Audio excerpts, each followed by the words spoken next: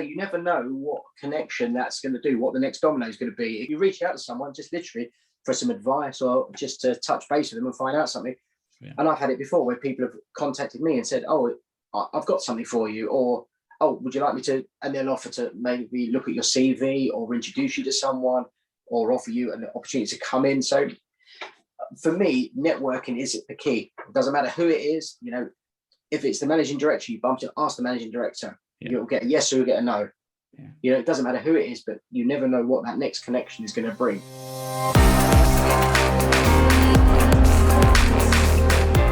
Hi, Dave. Thanks so much for agreeing to be interviewed on the Blue Light Levers podcast. This is going to be an absolute corker. So would you just tell us a little bit about yourself, just introduce yourself to those that are listening? Yes, certainly, Andy. My name is Dave Glennon, 46 years old, and I was with the MPS for 22 years as a Sergeant and Accident Inspector, and I left in October 2019 to start a job with NTR, who are the rail providers for Crossrail, as a duty manager. Okay, so just go into a little bit more detail about that particular role. What does that involve? Basically, the duty control manager is responsible for, at the moment, we've got three sections. We've got the Crossrail project, which is the central part, obviously massively over budget. That's another story. And then we've got East and West. Now, East and West, they're controlled. Each section is controlled by a duty manager, and you've got a customer experience controller you work with. So today I was on the East, so I control the section from Shenfield all the way to Liverpool Street, and you are responsible for the rail service and anything that goes on within there. So if you have breakdowns, you have fatalities, service restoration, critical incidents, you deal with those. You deal with those with a number of stakeholders from Network Rail and various other rail providers, BTP, etc. Mm-hmm. But that's essentially what you do. You manage that, and there's a lot of stuff around, obviously, performance regimes and very much in the private sector, obviously financial penalties. Yeah. So we have to make sure that it runs on time, customers are happy. And if there are delays, obviously any financial penalties are minimised. And when they're talking about some of the financial penalties of £200 a minute and things like that, it does start getting a bit expensive. So that's basically what we do. We control a section of the railway, we make the decisions there, and we manage that for our shift. Love that. And what I love so much about that is that operational aspect to it as well. So we'll come on to that in more detail, because I think that's brilliant.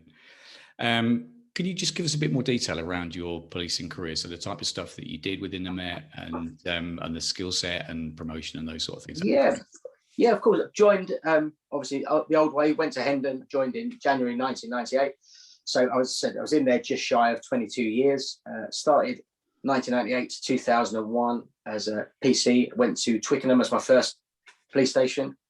Straight away, had a look around, identified a few other options. So while I was doing my probation, I did a long secondment with a proactive crime squad based at Teddington. So completed my probation, finished out it worked out, I think, a year in the end, secondment to the crime squad. Then I went to TSG. So I went back. I originally grew up in South London, so I went back to TSG 5, based in Larkhill Lane in Clapham. Mm. So I was there for overall 4 years. But again, started there, PC, just a unit PC on the bus, got all your public order skills, glass entry, rapid entry, but then again started looking at other skill sets we could find there. So things like, again, rapid entry planner, public order commander, because I was looking potentially at promotion. And when I joined, unfortunately, it was in the shadow of 9/11. So one of the big things we were having, certainly the Met, they were pushing on with CBRN. Before it was all Explo, and then suddenly CBRN was a big thing. So can you just explain CBRN just for those that might not understand what it is? Just really quick, just brief. Yes, so chemical, biological, radiological, and nuclear. So after 9/11, you used to get a lot of white powder calls, they called them.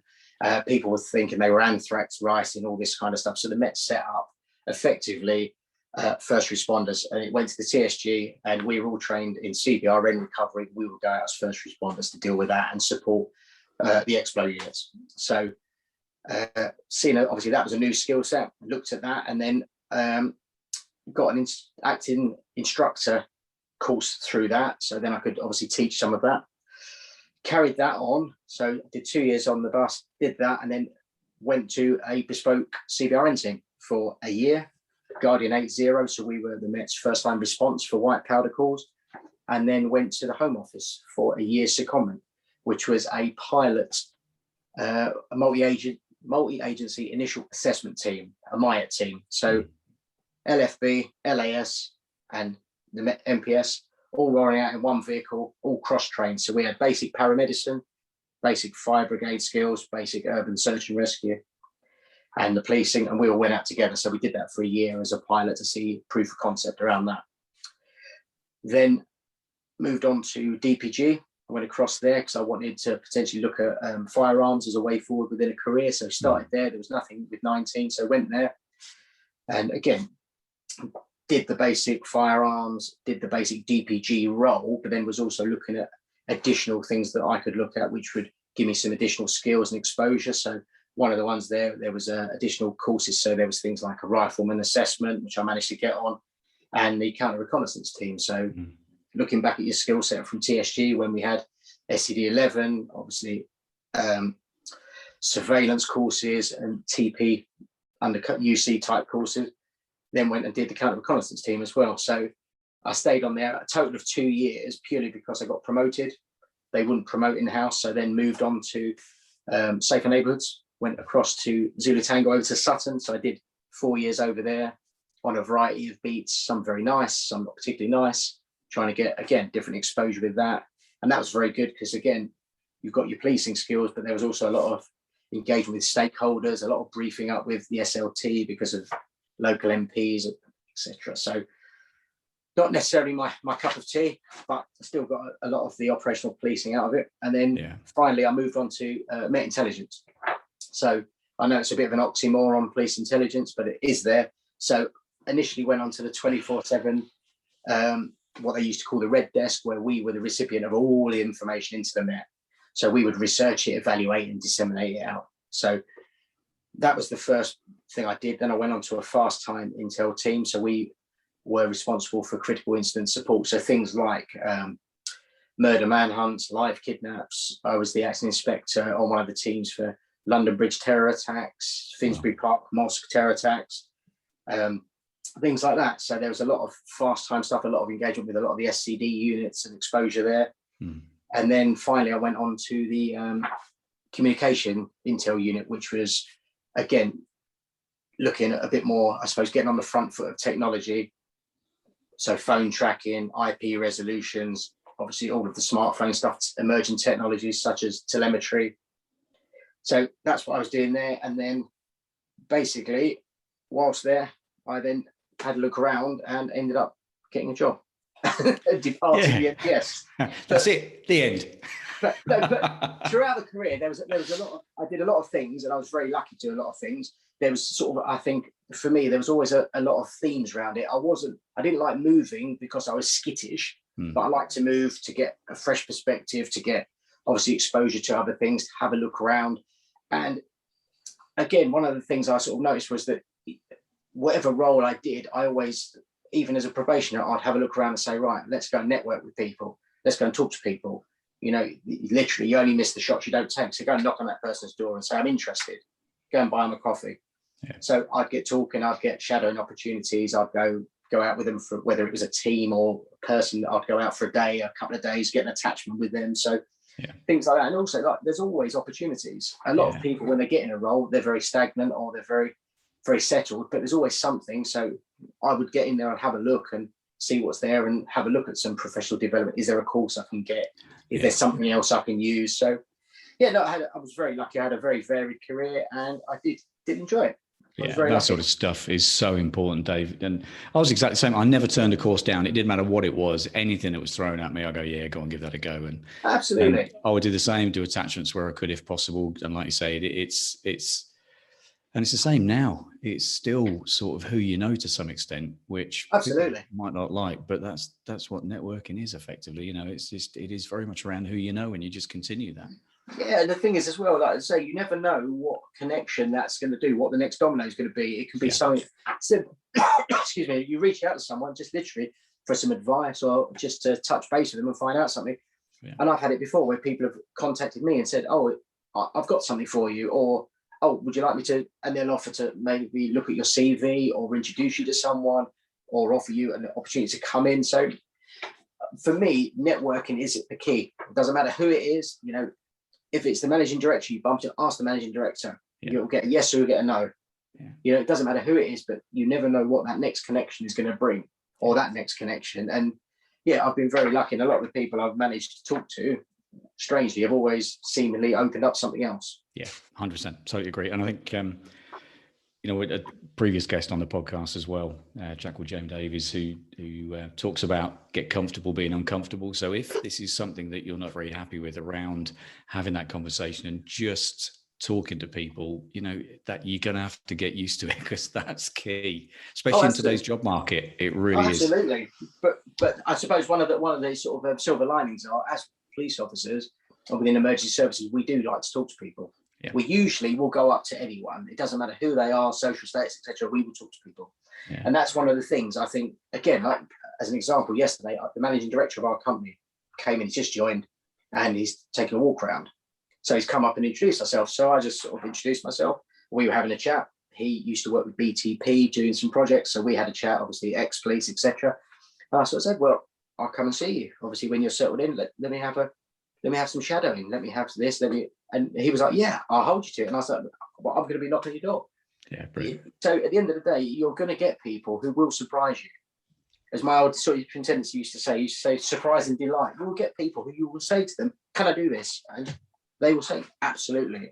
Come with me now. And you're like, oh, wow. If you don't ask, you literally don't get. Yeah, I think it's important as well to be able to offer them something as well. So it's not about taking, it's about what you can do to help them out. But we'll come on to that in a bit. I'm sure we'll talk a bit more about networking. But one of the other things I've just noticed as well is that obviously you're ex-TSG. There is probably a disproportionate amount of podcast guests that are TSG. Now that could be because they'll take anyone, but I think it's more because they are elite and therefore they can't all have been from Five area, surely. So I apologize if people feel there's a disproportionate number of TSG guests. I am sorry. I will try and redress the balance somewhat. It's not done intentionally. It's obviously subliminal. I'm just surprised they can work the technology. Yeah, well, they're good at, with crayons and stuff like that. It's brilliant. Right. So you were fairly happy then, to be fair. Although you said you started looking around. I know, obviously from previous conversation we had that you weren't massively actively looking. So what was it for you then, Dave? Why did you decide to really properly look about and see what was out there? I think one of the big things is, and I think it's very, very simple. If you really hate the job, hate any job, that's time for you to look around. You know that. If you're dreading going in, if it's having negative impact on your home life, your family life, and everything else, your mental health, go and find something else to do. I never got like that. I enjoyed the job. I liked the job. I saw the shortcomings of the job. I never hated the job. And that's quite an important thing, because if you hate it, your necessity pushes you. It wasn't comfort, but there is a security. There is a security in that job, that career, that 20th of every month you're going to get a pay.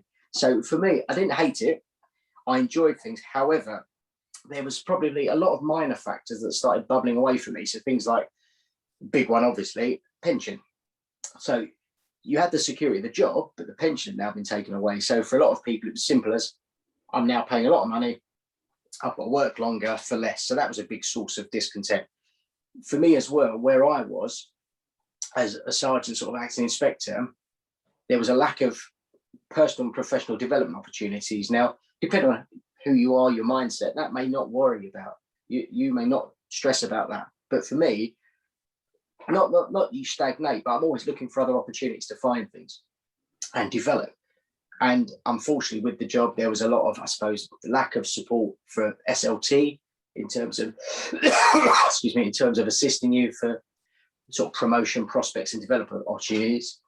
And also things like finances, where in the old days, you might have been able to get a course as a bit of a reward or something like that. That wasn't really offered. So very little courses, very little opportunity. The promotion process, well, we've got our own thoughts about those. I didn't particularly hold much value of that. So a lot of things like that. And really, there was a realization as where I was in terms of being a PS, any development opportunities would have really been a compromise. I would have been a compromise with my family. I've got at the moment, he's 3 on Saturday, but he was very young at the time. So it would have been a compromise on the family life. It probably would have been either going back to Monday to Friday, 9 to 5, or else going on to some weird shift work that would have negatively impacted on the family. And for me, 22 years in, it wasn't, that wasn't the priority for me. My family was.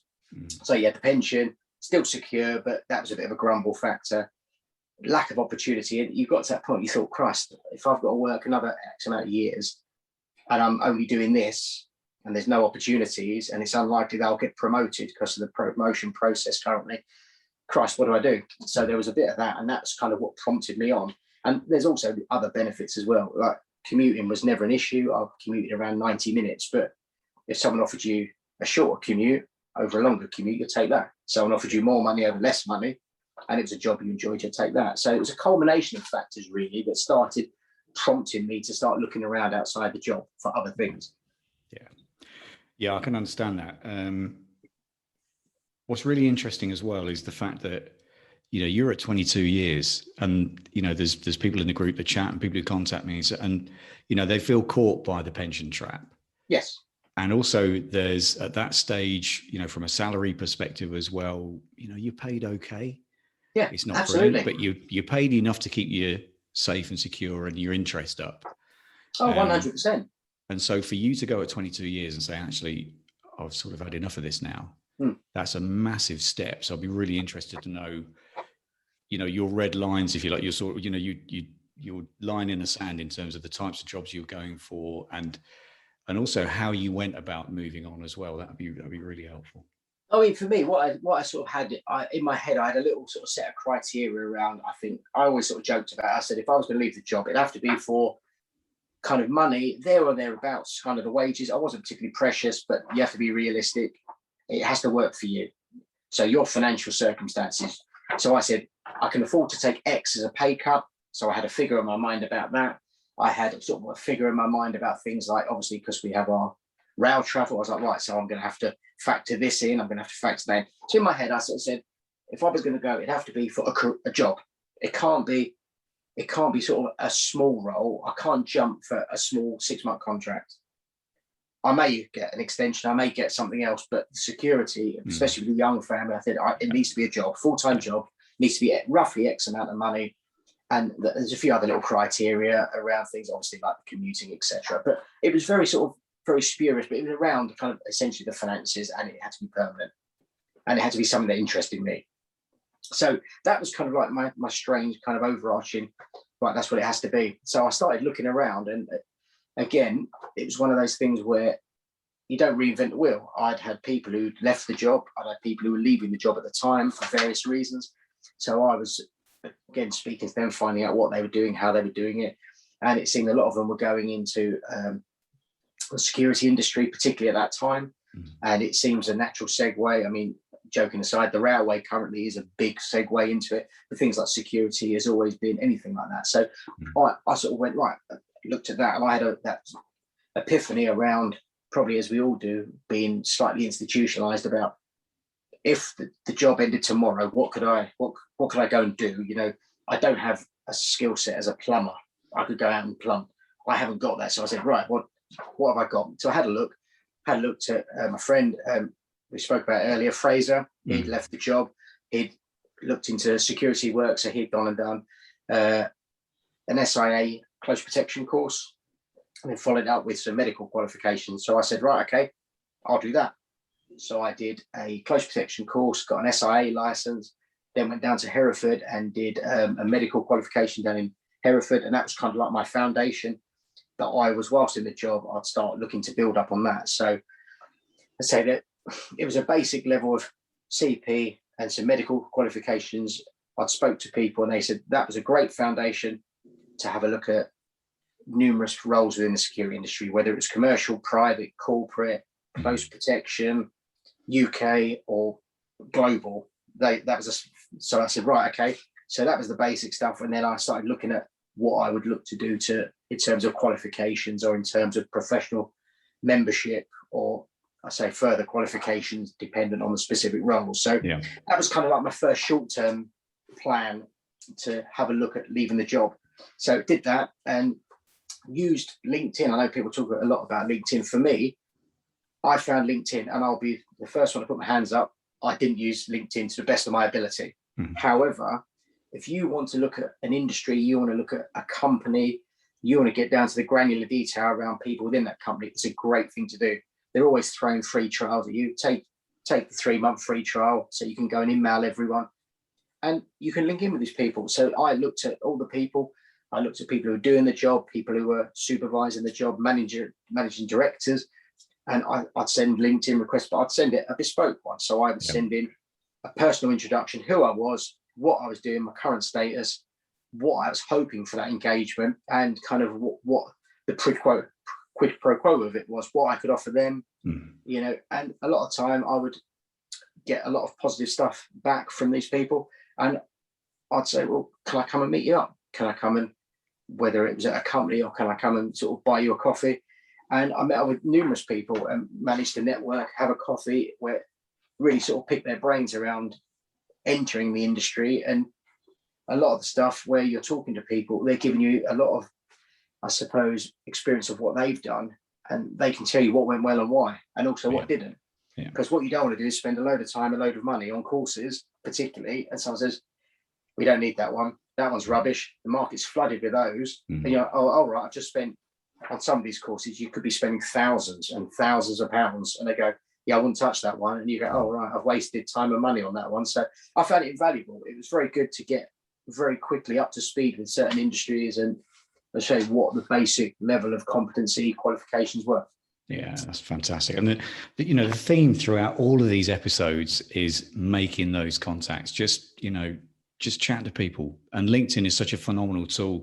The last episode we've done that's just gone out is with Charlotte Eve, where she and I talk literally through everything, the basics from LinkedIn all the way through to all-star profiles and beyond, and it's so important, those connections.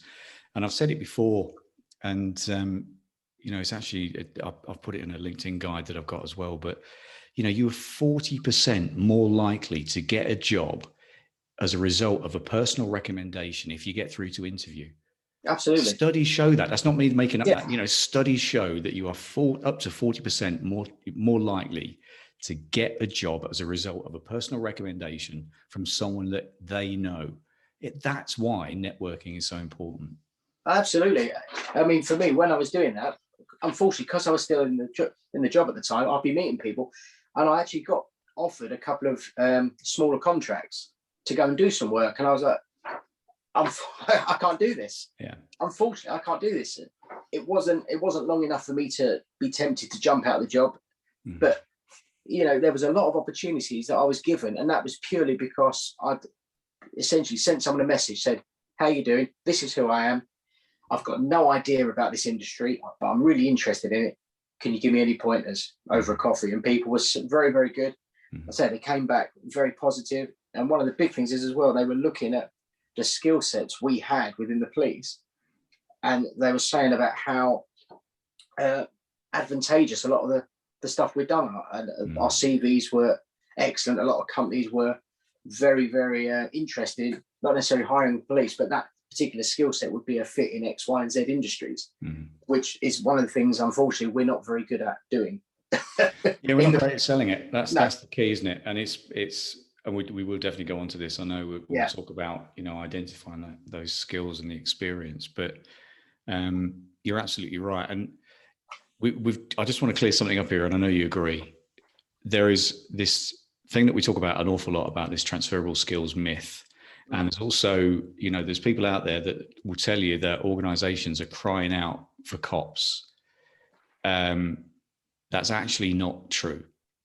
So it's really important. We will come on to this. You've got to make sure that the skills and experience you've got are readily identifiable and they fix a problem for whatever organization it is that you are identifying and interviewing for. Absolutely. That is what it's about. Organization, and particularly at the moment, the market is flooded. There is a lot of people who have got a lot of experience who are looking for jobs at the moment, who are out of work and looking for jobs, and that will only get worse towards the end of the year as furlough finishes. So it's going to be really interesting as the year goes on. However, there are still so many opportunities out there. We just really need to make sure that we're doing the right thing in terms of making sure that our skills and experience map across. But let's be clear, there are not organizations, not many of them, that are desperately crying out for cops to join. or are particularly open to it, you have to make sure that you tick the boxes for them. Otherwise, you're not going to get a job. No, agreed. So how did you go about, with that in mind, obviously, how did you go about identifying your specific skills and experience and mapping those across to the types of roles that you were going for, Dave?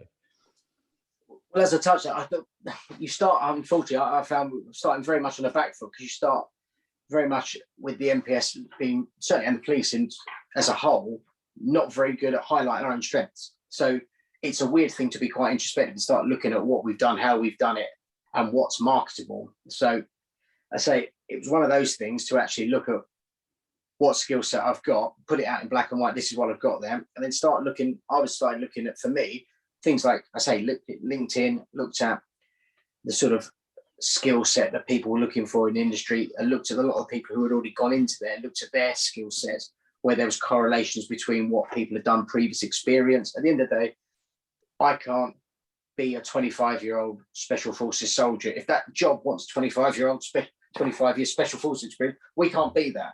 There are certain things, so we have to be realistic, but there is a hell of a lot of stuff that we could look at. And once we start looking at our skill set, we realize there are massive overlaps. It might be called something different.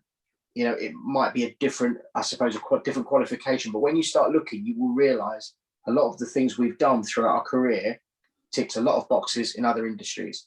It's just looking at it, realizing it's not going to be necessarily a perfect fit sometimes.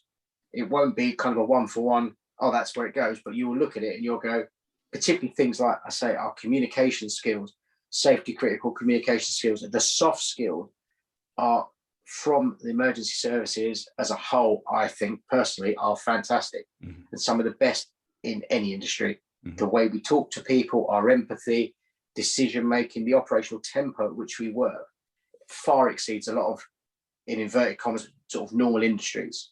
Yeah. And I found that even just doing the assessment to get the role I got, there was a massive difference between police and civilians. Yeah, without a doubt. Without a doubt. Yeah, I mean, I was really sort of having a look at, I suppose, things like LinkedIn, and having a look at what skill sets are required, what people have done before, seeing where there was an overlap with my policing experience, with any particular sort of external skills, with any CPD, professional development stuff I'd done. But generally just look at roles, personal profiles, and just talk to people, ask them, and get a feeling about the skill sets that were desirable, get a feeling about obviously what a lot of the industry or particular companies are looking for.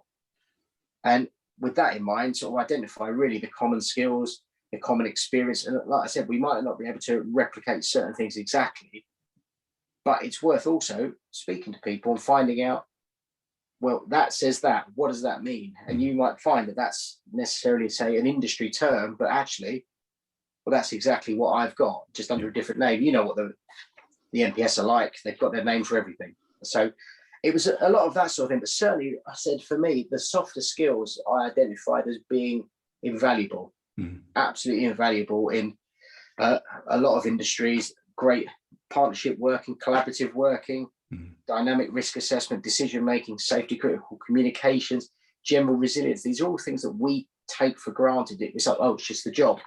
But these are massively in demand. Yeah.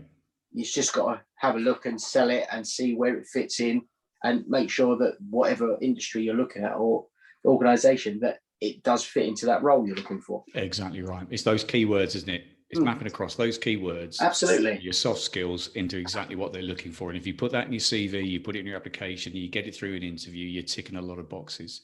Absolutely. The particular role that you went for, Dave. So how did you find it, and what was the process? The particular role, it's actually exceptionally lucky. I wasn't looking around for various, I was still sort of sitting initially within the security industry and looking at things like more sort of towards the supervisory style stuff rather than the operational security work. So I was looking at a lot of the professional qualifications and things like that. And it was literally happenstance that one of my colleagues, and this is how it works, should never knock an opportunity. One of my members of staff was actually looking at becoming a train driver of all things. So we were having a conversation, and he had the careers website up for the rail industry. So whilst I was having a look, I said to him, I don't suppose there's any sort of supervisory roles on there. So it wasn't something I'd initially thought about. I didn't want to be a train driver, but so we were looking at that, and there was a supervisory role, this duty control manager. They were going through a period of recruitment, and I had a look at it and went, okay, so dynamic risk assessment, working to SOPs and fast time decision making and resource management, all these other things that were quite normalized skills within the MPS. So had a look at it. I didn't have a bespoke CV written, which I probably should have done. However, I did have a semi sort of civilianized CV that I put together. I'd given it to several friends in and out of various different industries and kind of made a bit of a Frankenstein's monster of a CV that was a bit policey and a bit the private sector.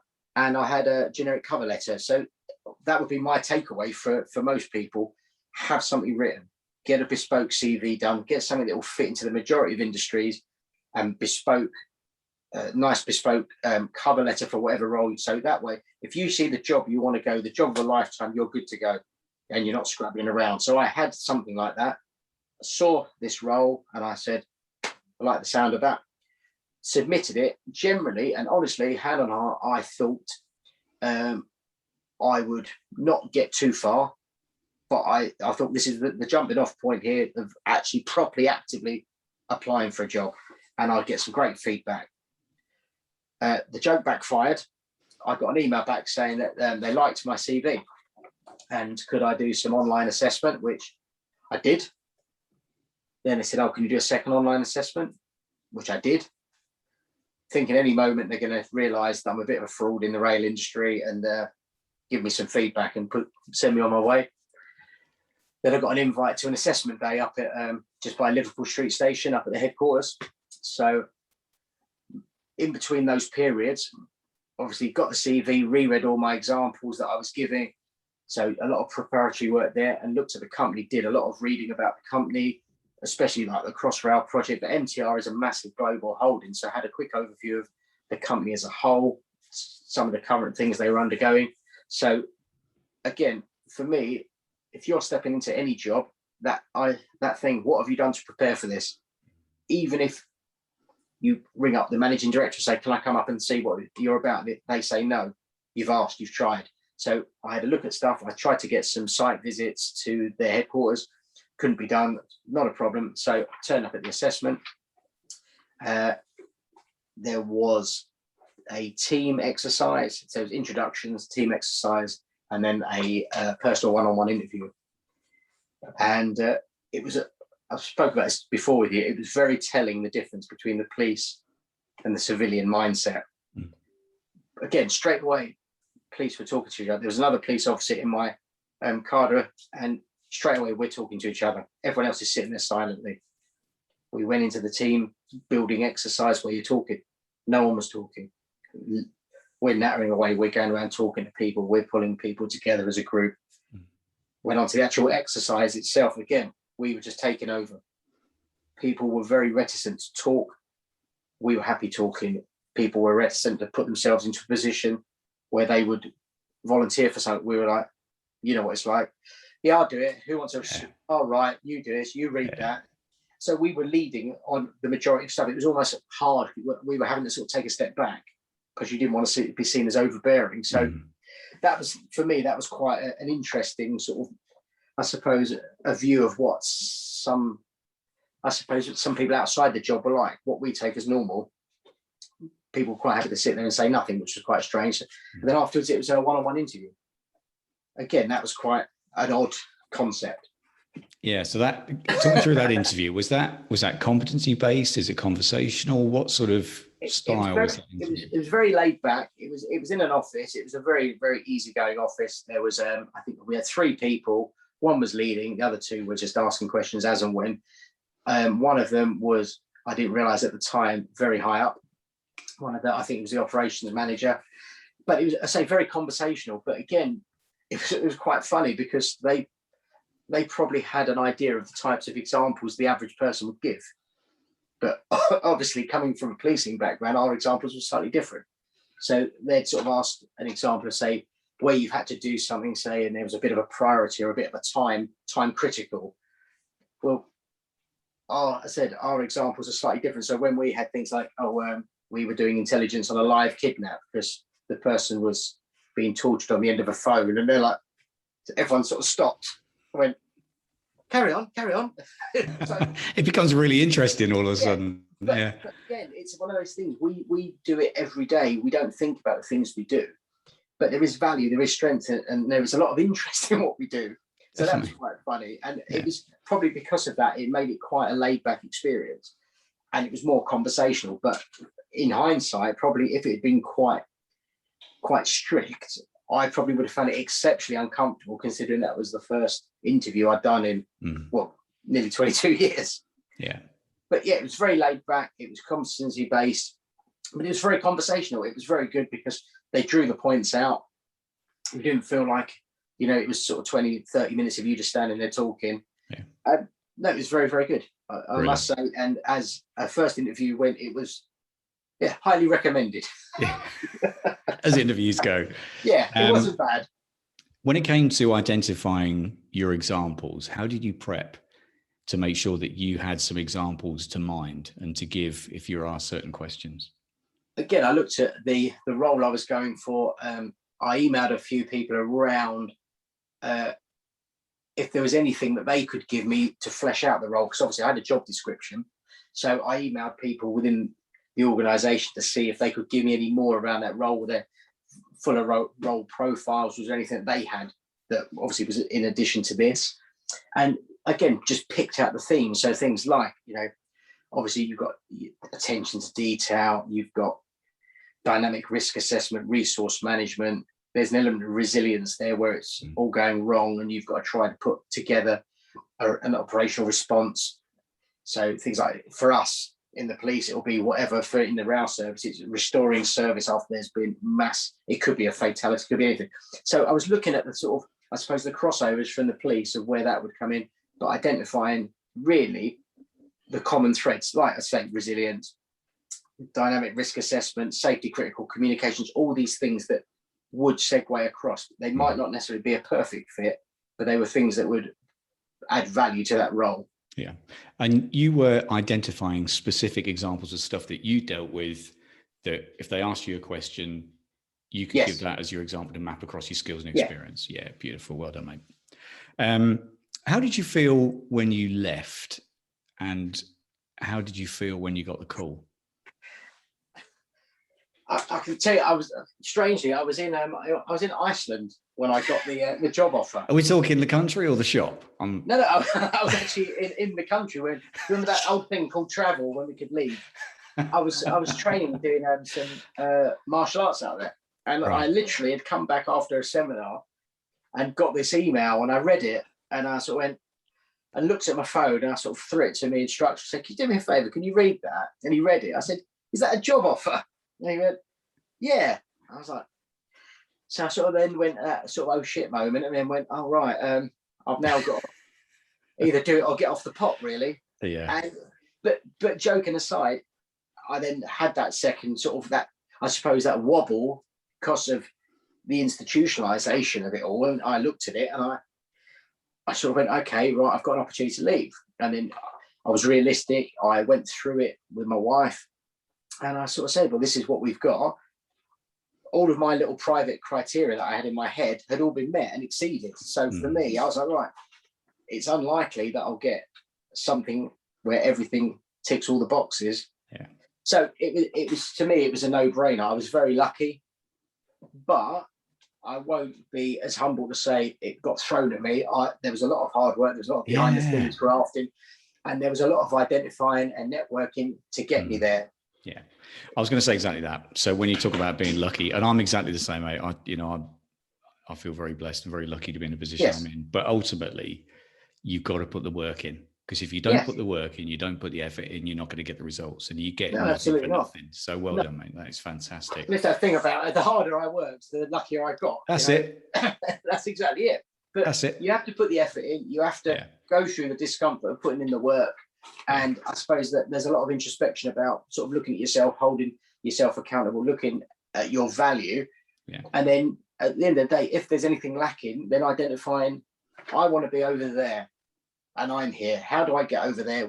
How many steps does it take? What do I need to do? Mm-hmm. And then just engaging in that path. Mm-hmm. Talk us through handing in your resignation and giving them the news. Again, that was, I can only say, I'd certainly preface that with experiences may vary.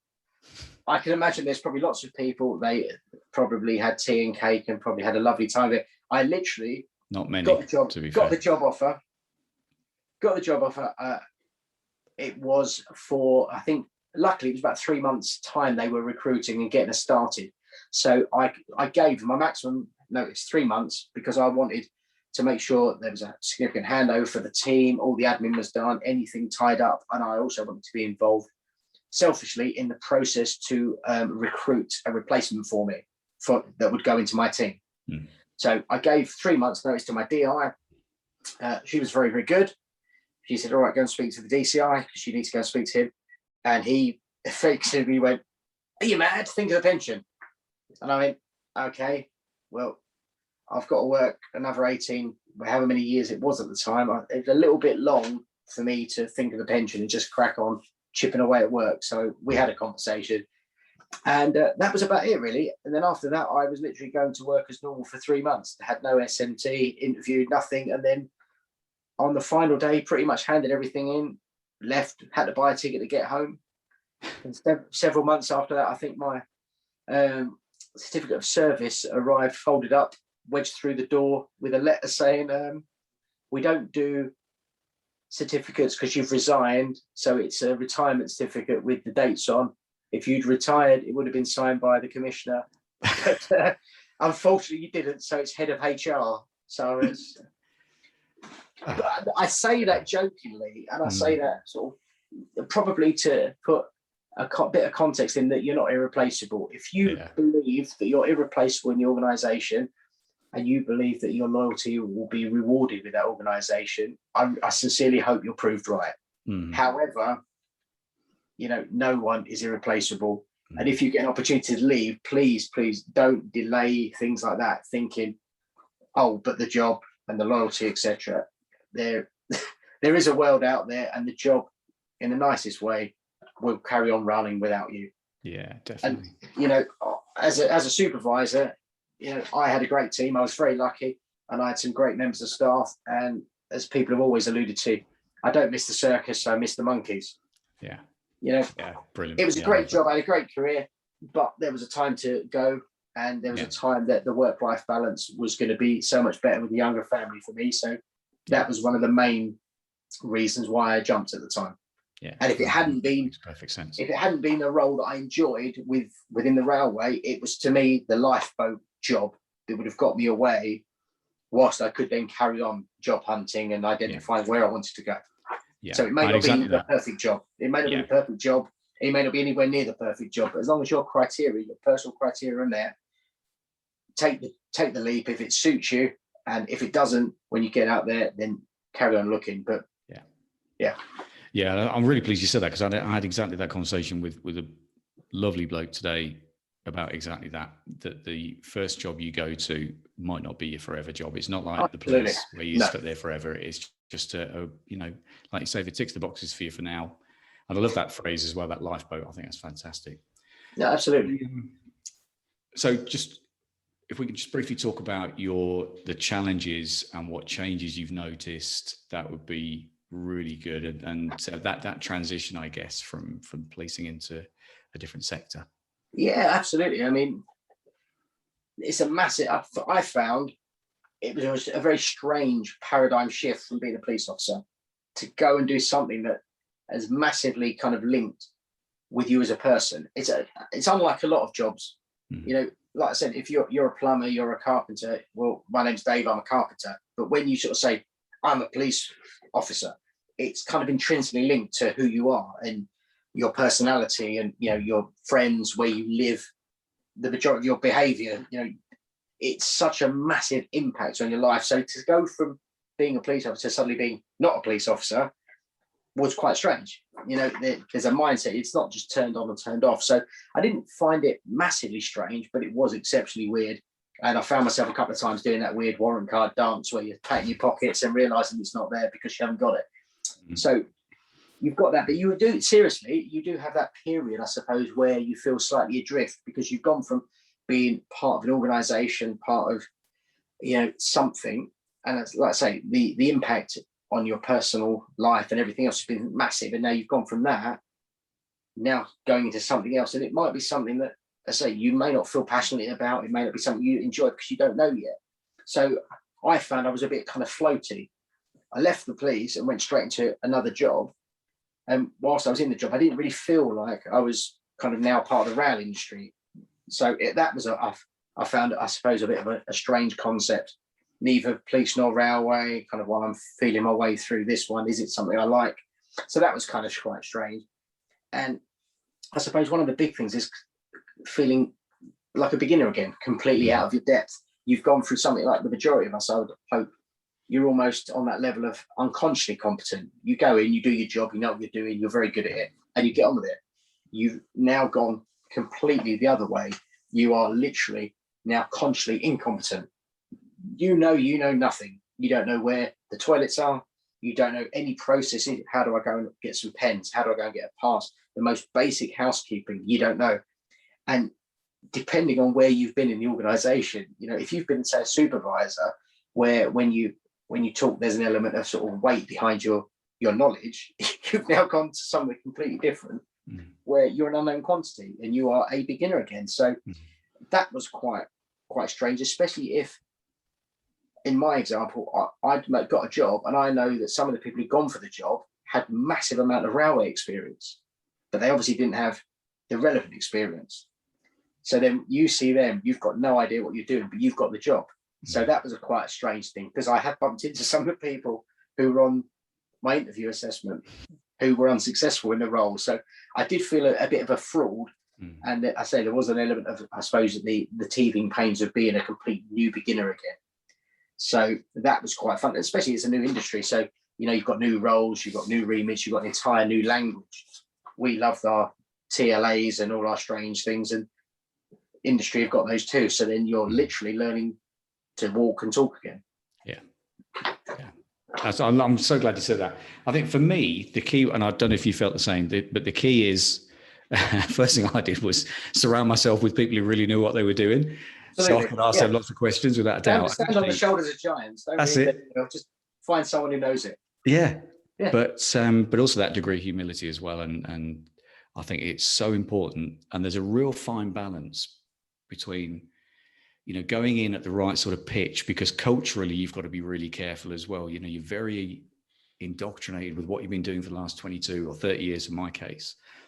And you know what you can do and what you can sort of get away with. But culturally, you have to be careful. You have to be, certainly those early days, really, really difficult. And I think, you've got to be massively, that humility is so, so important to go in there and say, hands up, I know nothing. Tell me what I need to know. Just absolutely what's going wrong, So absolutely. But the thing is, as well, for me, it's exactly the same as that. You go in, you literally say to people, I've got no idea what I'm doing. Yeah. And you are going to, probably the same thing you did in the police. You're going to look at everyone. You're going to go, I like the way that person dealt with that. I like the way that person spoke, that phrase, whatever. You're going to say, I'm going to take that. You're going to look at someone and you're going to say, I didn't like that. You're going to reject that. And then you're going to add what is your own from your own experiences and, the way you deal with things. So that's kind of how I've gone in. I've identified people. You kind of go, I like the way they deal with things. I've identified people who have got a lot of knowledge. And I've sort of been speaking to people there and looking at them and sort of trying to get as much of them out as I can. But it is that strange thing of just putting your hands up and saying, I don't know what I'm doing. Yeah. It's uncomfortable. Yeah, it really is. Just opening yourself up and saying, I don't know what I'm doing. Can someone help me? Yeah.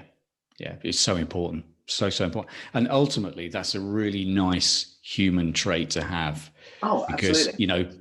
It allows people to learn to trust you and that, to believe your word. And it's a real nice thing to have. But I don't know about you, I still suffer massively from imposter syndrome. I keep feeling I'm going to get found out any minute. It's a real bizarre. And I think that's a cop thing as well. But, it is. But you feel like you've snuck in under the radar. Yeah.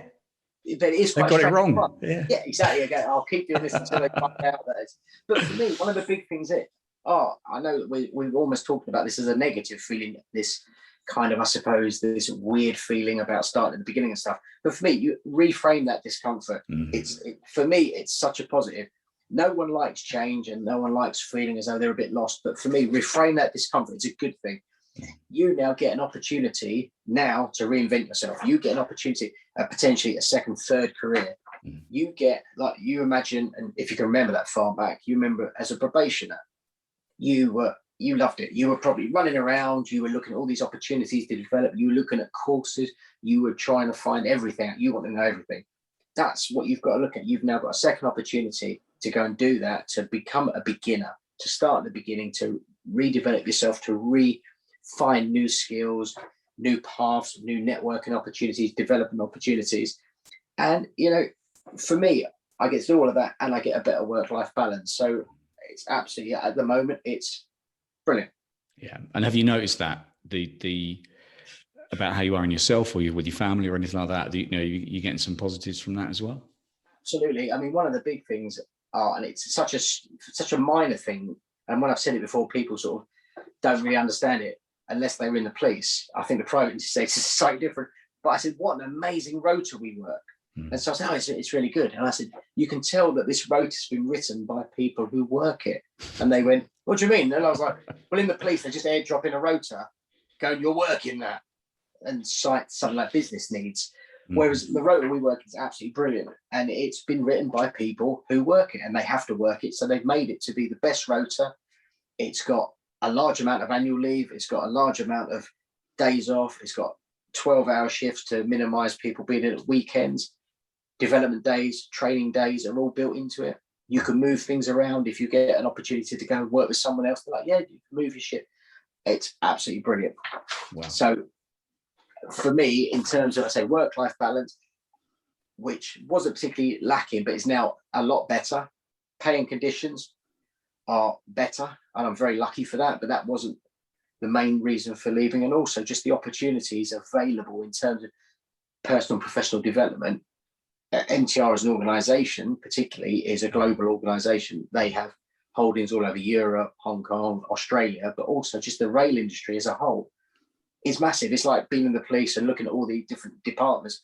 The rail industry is exactly like that. So there are so many things that we can look at. Yeah. So I'm running around like a probationer again. Yeah. So it's enjoyable. Yeah, no, I think it's fantastic. And you know, we're really lucky. We've got a fantastic relationship with Network Rail. Obviously, I worked there for a few years, and you know, we've got such an amazing relationship with, in fact, to the point where they now view us within the Blue Light Leavers group in the same way that they view and treat their veterans, military veterans, and which is just extraordinary. And so, you know, feel incredibly lucky. And there are so many opportunities within the rail industry, whether it's for train operating companies or whether it's through freight operating companies, through you know, through the national infrastructure.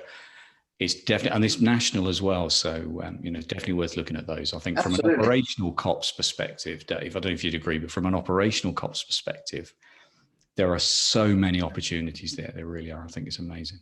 Absolutely. And like anything, if you look at it and it doesn't sound as though it fits, have a look at it, dig deeper, and you'll find there'll be so many overlaps between your skill sets and between what are being looked for. It may not look like it, but have a look. I mean, a lot of the roles, signaler, the national infrastructure stuff, even down to things like I do, there are so many things that if you start digging into it, you'll realize that you're a good fit for a lot of it. Yeah. So don't be off, but don't be, I suppose, very limited and go, I'm either a train driver or I'm not. Exactly. There's massive opportunities and there's a lot of variety out there. And as you said, it's national. Wherever you are, there's pretty much something near to you. Yeah, I would have no doubt. Are great, you know, great employers as well. It's brilliant, mate. What a great interview! Absolutely stunning. So many takeaways for everyone there. It's just brilliant. Just to top it off, really, I guess, and to summarise, what would be your final message to people? At the end of the day, I'd say you got to do what fits you. If you hate the job, get out of the job. You know, if you don't like the job for whatever reason, you've got to be honest with yourself. Have a look at it. Please don't fall into the trap of loyalty. Please don't fall into the trap of job security. I understand there is security. It's a career. The 20th of every month you get paid. I understand that. I was there and I've done it. However, if it really is something that's impact on you, if you really want to do other things and the job is not ticking those boxes for you. Have a look around. I'd always say it's got to be what suits you. However, there is a massive world out there full of new challenges. There's responsibilities. And if there's stuff out there you want to do, get out there, have a look. Your experience and your skill set does count out there, and it is in demand. You might have to look, you might have to see where it fits. There might be a bit of hard work to do it, but there are people out there who are looking for the types of skills you have. Mm-hmm. So have a look out there. You've got so many things available. You've got peers, you've got people who've done the job, you've got groups like this, you've got bespoke CV services, you've got organizations opening up, like you say about the Network Row evenings. If you want to find out about them, I can only say it's never been more open. You've got the virtual job fairs. Use them, abuse them, go and offer to buy someone a coffee. I'm always happy for coffee and cake. Give me a shout. If I can generally be of any assistance to anyone and pay it forward like people did to me, reach out to people, send me a LinkedIn invite, send anything and ask the questions. There are people who will help out. Get your CV done just in case, get a cover letter done. And at the end of the day, just reach out, take that chance and speak to people. Yeah, fantastic. Thanks, Dave. Best way to get hold of you through LinkedIn? Yeah, just drop the thing on LinkedIn. I'm on obviously the Blue Light Leavers group, Dave Glennon. I say I'm on LinkedIn anyway. So just please drop me a message if I can be of any assistance. I'm not the oracle. I don't know. At the end of the day, I know very little about the rail industry. I've only just got here. But if I can give you anything about what I did, how I got here, what I'm doing now, please just give me a call, drop me a message. I'm happy to chat. I'll come around when we can post-COVID and go and meet up with people and have a coffee. I'm happy to talk. And if I can do anything to assist in any way, please just hit me up. Thanks so much for your time, mate. Brilliant interview. No, absolutely really appreciate pleasure, it. Anytime. Cheers, Dave. Speak to you again soon, mate. Take care, man. Have a good night. Cheers.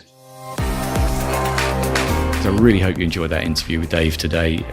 I know it's a fraction longer than we'd normally do, but I'm sure you'll agree it was just so full of incredible information from someone who's just very recently been there and done it as well. So, he really knows what he's talking about. And the takeaway for me is, as always, really, I guess, is the power of networking and how important that's been throughout Dave's career change. And also the fact that he left at 22 years service as well. There's a lot of people in that same position around that sort of 15 plus years where they feel a bit pension trapped. So, some really good advice and guidance around that as well, and drawing a line in the sand. What was really important to him on that career move. If you like what you've heard, then please leave a review. I ask it every week, but please leave a review and please let people know that this podcast is out there and it's there to help people. It's all free, as you know, and just share it. Just let people know that it's there. You can also join the private Facebook group, www.facebook.com/groups/Blue Light Leavers. And there's also loads of information on the Blue Light Leavers website, www.bluelightlevers.com. That's it for now. Thanks ever so much for listening. I really do appreciate it. And a massive shout out to Sam from Right Rule Audio, who does all my editing for me and is an absolute superstar. And look forward to speaking to you again soon. Take care. Bye-bye for now.